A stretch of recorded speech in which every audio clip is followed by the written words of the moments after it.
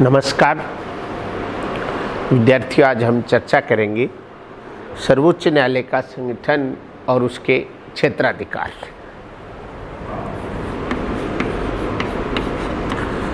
सर्वोच्च न्यायालय का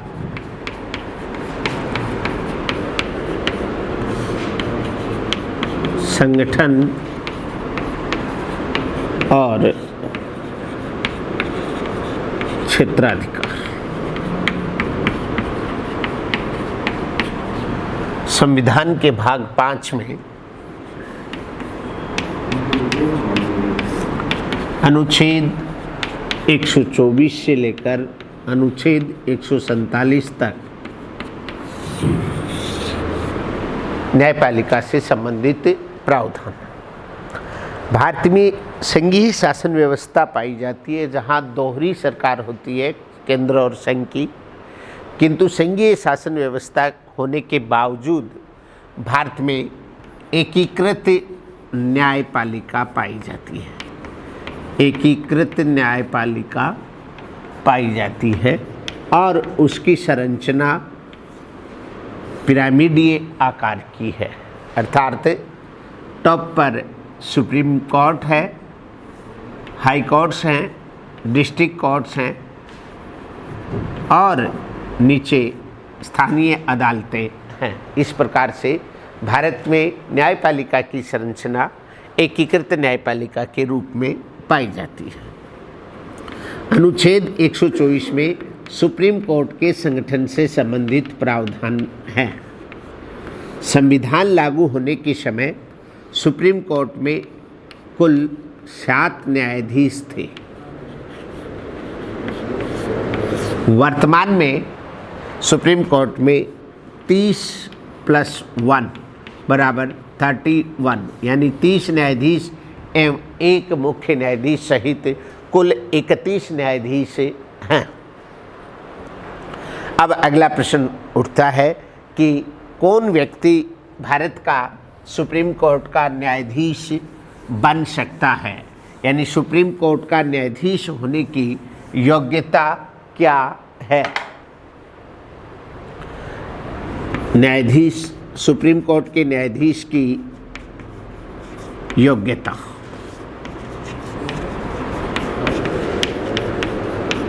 नंबर 1, भारत का नागरिक हो।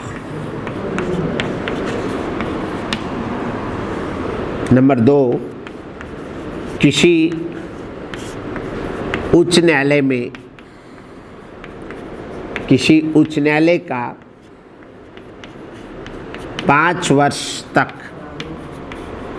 न्यायाधीश रह चुका हो या उच्च न्यायालय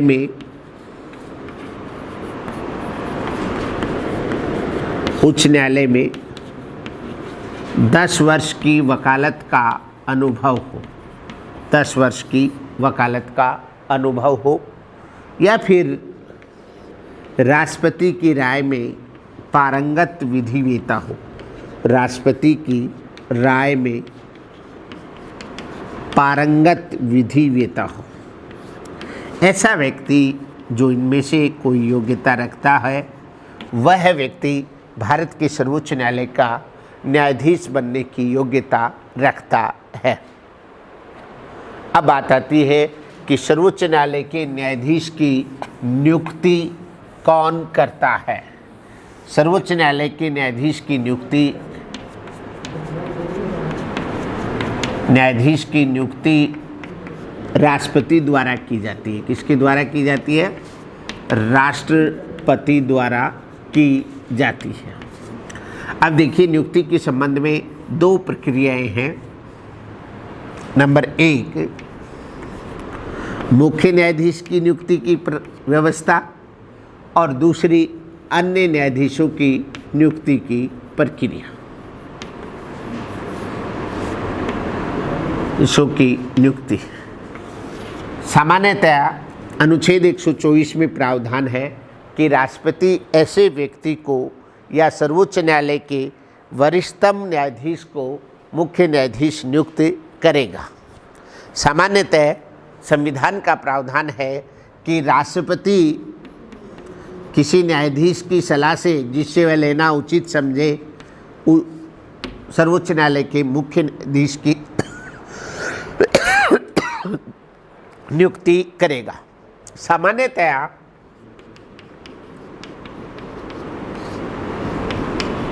सुप्रीम कोर्ट के वरिष्ठतम न्यायाधीश को सुप्रीम कोर्ट का चीफ जस्टिस नियुक्त किया जाता है, किंतु 2 बार ऐसा हुआ है जब वरिष्ठता का उल्लंघन करके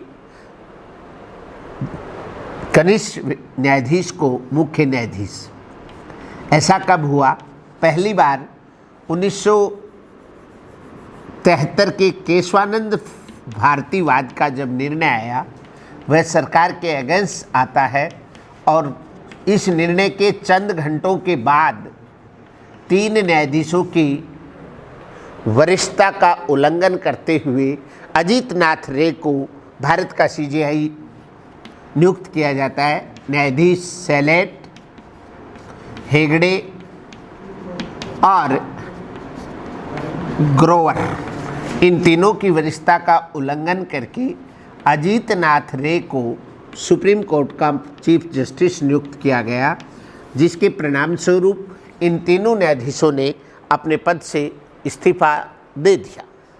इसके पश्चात दूसरी स्थिति उत्पन्न हुई 1977 में, जब न्यायाधीश खन्ना की वरिष्ठता का उल्लंघन करके न्यायाधीश बेग को मुख्य न्यायाधीश नियुक्त किया गया। इसके अलावा अब तक ये रहा है कि सुप्रीम कोर्ट के वरिष्ठतम न्यायाधीश को ही भारत का मुख्य न्यायाधीश नियुक्त किया जाता रहा है। अब अगला जो प्रक्रिया है वो है सुप्रीम कोर्ट के अन्य न्यायाधीशों की नियुक्ति। सुप्रीम कोर्ट के मुख्य न्यायाधीश के अलावा अन्य न्यायाधीशों की नियुक्ति राष्ट्रपति करता है। इस नियुक्ति प्रक्रिया में संविधान लागू होने से लेकर अब तक कई बदलाव आए। मूल संविधान में प्रावधान था कि राष्ट्रपति सुप्रीम कोर्ट के अन्य न्यायाधीशों की नियुक्ति सीजेआई की सलाह से करेगा। फिर प्रसंग आया कि क्या राष्ट्रपति अन्य न्यायाधीशों की नियुक्ति करते समय मुख्य न्यायाधीश की सलाह मानने के लिए बाध्य है, तो संविधान में इस आशय का स्पष्ट प्रावधान नहीं था। तो सुप्रीम कोर्ट ने अपने एक वर्डिक्ट में गाइडलाइन जारी की कि चीफ जस्टिस ऐसी सलाह देने से पहले सुप्रीम कोर्ट के 2 न्यायाधीशों से सलाह करेगा। अकेले व्यक्ति की सलाह मानने के लिए राष्ट्रपति बाध्य नहीं है, किंतु यदि वह 2 न्यायाधीशों से सलाह करने के पश्चात अगर सलाह देगा तो राष्ट्रपति उसके अनुरूप ही मुख्य अन्य न्यायाधीशों की नियुक्ति करे। किंतु 1993 में एक कॉलेजियम सिस्टम विकसित होता है और ये कहा गया कि सुप्रीम कोर्ट का चीफ जस्टिस ऐसे न्यायाधीशों की सलाह देने से पूर्व, नियुक्ति के बारे में सलाह देने से पूर्व सुप्रीम कोर्ट के 4 वरिष्ठतम जजों से सलाह करने के पश्चात वह सलाह देगा और यह सलाह मानने के लिए राष्ट्रपति बाध्य होगा। और इस व्यवस्था को 1998 यानी 1998 से अपना लिया गया और इसे कहा जाता है कॉलेजियम व्यवस्था। लेकिन कुछ समय बाद वर्तमान में 99 संविधान संशोधन के माध्यम से नई व्यवस्था आई, NJSAC, national judicial appointment commission, न्यायिक नियुक्ति आयोग। यद्यपि यह व्यवस्था लागू नहीं हो सकी और सुप्रीम कोर्ट ने अपने वर्डिक्ट में इस संविधान संशोधन को अवैध घोषित कर दिया, जिसके परिणाम स्वरूप पुनः वर्तमान में भी न्यायाधीशों की नियुक्ति में कॉलेजियम व्यवस्था ही लागू है।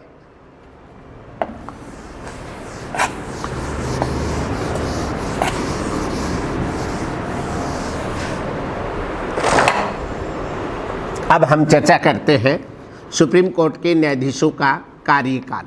यह ध्यान रखने की बात है कि सुप्रीम कोर्ट का चाहे मुख्य न्यायाधीश हो या अन्य न्यायाधीश, सभी न्यायाधीशों का कार्यकाल 65 वर्ष की आयु प्राप्त करने तक होता है। यानी एक बार सुप्रीम कोर्ट का जज नियुक्त करने के पश्चात वह 65 वर्ष की आयु तक अपने पद पर बना रहता है, चाहे मुख्य न्यायाधीश हो या अन्य न्यायाधीश। इससे पूर्व न्यायाधीश अपना त्यागपत्र किसे सौंप सकता है? सुप्रीम कोर्ट का न्यायाधीश अपना त्यागपत्र राष्ट्रपति को सौंपता है, राष्ट्रपति को सौंपता है। त्यागपत्र के अलावा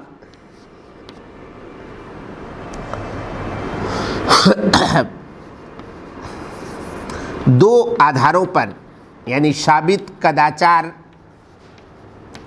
एवं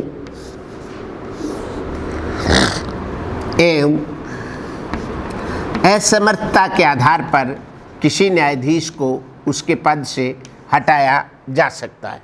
यानी केवल दो कारण हैं अनुच्छेद 124(4) में जिनके आधार पर सुप्रीम कोर्ट की किसी न्यायाधीश को उसके पद से हटाया जा सकता है, वो है साबित कदाचार एवं असमर्थता। जब किसी न्यायाधीश पर साबित कदाचार एवं असमर्थता के आरोप लगते हैं तो ऐसा प्रस्ताव संसद के किसी भी सदन में लाया जा सकता है, यानी लोकसभा भी ला सकती है ऐसा प्रस्ताव और राज्यसभा भी ऐसा प्रस्ताव ला सकती है। लोकसभा में यदि यह ऐसा प्रस्ताव लाया जाता है तो उसके लिए 100 सदस्यों का समर्थन आवश्यक है, और यदि यह प्रस्ताव राज्यसभा में लाया जाता है तो उसके लिए 50 सदस्यों का समर्थन आवश्यक है। जब किसी सदन में यह प्रस्ताव पारित हो जाता है, आरोपों की जांच करने के लिए एक 3 सदस्यीय समिति का गठन किया जाता है। उस सदन के जिस सदन में प्रस्ताव लाया गया है उस सदन का अध्यक्ष एक 3 सदस्यीय कमेटी का गठन करता है। इस कमेटी में एक सुप्रीम कोर्ट का जज होता है, एक हाई कोर्ट का जज होता है, एक कोई विख्यात विधिवेत्ता होता है, यानी जिसको कानूनी मामलों की जानकारी हो। यह कमेटी जब आरोपों की जांच करती है और आरोपों को सही साबित पाती है तो फिर उस प्रस्ताव का आरोपों की पुष्टि करते समय संबंधित न्यायाधीश को अपना पक्ष रखने का अवसर दिया जाता है। और ऐसा प्रस्ताव यदि दोनों सदनों के कुल संख्या के बहुमत और उपस्थित और मतदान करने वाले सदस्यों के 2/3 बहुमत से यदि प्रस्ताव पारित हो जाता है तो प्रस्ताव पारित होने की तिथि से उस न्यायाधीश को पद मुक्त मान लिया जाता है। भारत के इतिहास में अभी तक इस प्रक्रिया से एक भी न्यायाधीश को नहीं हटाया गया है, किंतु 3 बार ऐसे अवसर आए हैं जब यह महाभियोग का प्रस्ताव लाया गया है। पहली बार पंजाब हाई कोर्ट के जज वी रामास्वामी, जब वो सुप्रीम कोर्ट के जज बन चुके थे, वी रामास्वामी के खिलाफ पहली बार महाभियोग का प्रस्ताव पारित हुआ, किंतु लोकसभा में प्रस्ताव पारित होने से पूर्व ही वी रामास्वामी ने अपने पद से इस्तीफा दे दिया। दूसरी बार कर्नाटक हाई कोर्ट से संबंधित विवाद पीडी दिनाकरन के विरुद्ध आया, इन्होंने भी प्रस्ताव पारित होने से पहले त्यागपत्र दे दिया। और तीसरा सौमित्र सेन के विरुद्ध यह प्रस्ताव आया, किंतु इन्होंने भी प्रस्ताव पारित होने से पहले त्यागपत्र दे दिया। उसके बाद हम चर्चा करते हैं कि मुख्य न्यायाधीश या अन्य न्यायाधीशों को शपथ कौन दिलाता है।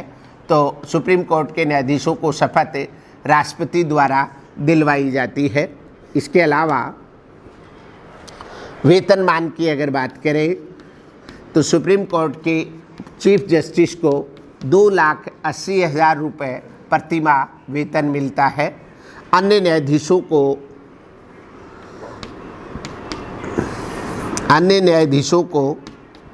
2.5 लाख रुपए प्रतिमाह वेतन मिलता है।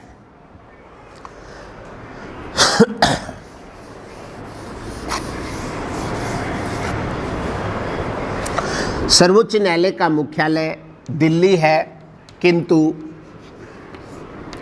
राष्ट्रपति की अनुमति से इसकी बैठक भारत के किसी भी राज्य क्षेत्र या भारत के बाहर सुप्रीम कोर्ट का मुख्य न्यायाधीश बुला सकता है। 2 बार ऐसा हुआ है जब सुप्रीम कोर्ट की बैठक दिल्ली से बाहर बुलाई गई है। एक बार हैदराबाद और दूसरी श्रीनगर, 2 ऐसी स्थितियां आई हैं जब सुप्रीम कोर्ट की बैठक दिल्ली से बाहर बुलाई गई थी।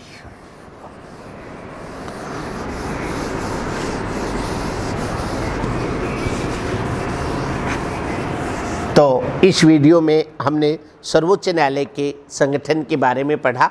अगले वीडियो में हम सर्वोच्च न्यायालय के क्षेत्राधिकार के बारे में पढ़ेंगे। धन्यवाद।